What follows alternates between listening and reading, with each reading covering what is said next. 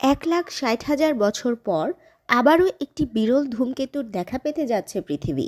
NASA জানিয়েছে ধূমকেতু CY2024 G3 Atlas আগামী কয়েকদিনের মধ্যে পৃথিবী থেকে খালি চোখে দেখা যেতে পারে, যা অত্যন্ত উজ্জ্বল এবং সূর্যের কাছাকাছি অবস্থান থেকে আরও উজ্জ্বল হয়ে উঠেছে।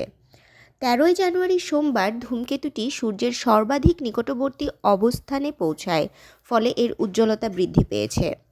এই ধূমকেতু দেখতে হবে পেরিহেলিয়নের আশেপাশে, যদিও এর দৃশ্যমানতা স্থান বিশেষের উপর নির্ভর করবে।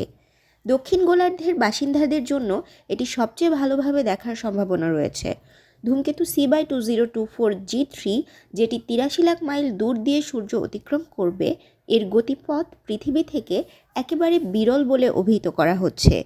বিশেষজ্ঞরা বলছেন এটি এমন একটি ঘটনা যা 1,60,000 বছরে একবার ঘটে।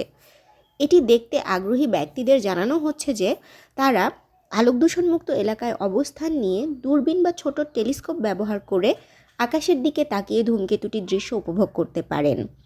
বিশেষত সূর্যোদয়ের আগে পূর্ব আকাশ এবং সূর্যাস্তের পরে পশ্চিম আকাশে এটি দেখা যেতে পারে। এই ধূমকেতুটি দেখতে চাওয়া ব্যক্তিদের সতর্ক থাকতে হবে, কারণ তার উজ্জ্বলতা নির্ভর করে অনেক সময় সূর্য এবং ধূমকেতুর অবস্থানের উপর। তাই ধূমকেতুর সম্পর্কে বিস্তারিত তথ্য জানার জন্য জ্যোতির্বিজ্ঞানীরা এর গতিপথ অনুসরণ করছেন।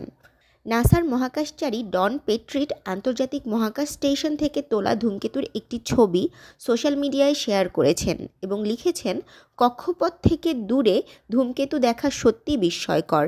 অ্যাটলাস C2024 G3 আমাদের সঙ্গে দেখা করতে এসেছে। তাশরিফা তৃষা, তরঙ্গ টিভি।